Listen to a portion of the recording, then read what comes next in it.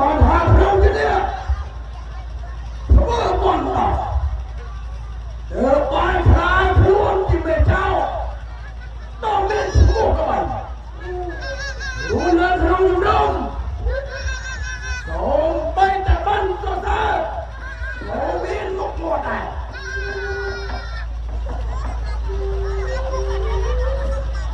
vậy mình mua tê baru nak kelompok jangan berjalan. Nak nama sekolah thay ngay.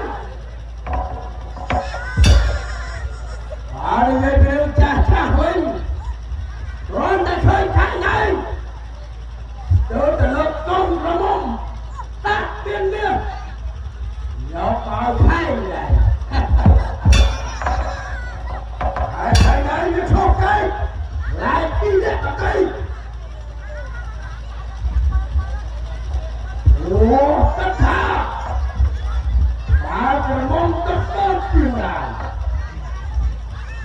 thì ai mãi được tôi chỉ còn sườn ai có ai mãi tâm lấy Phật bánh nhé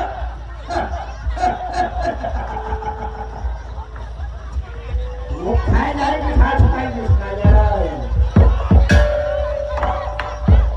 cho chắc không hết có đủ đây đớp ta đây rồi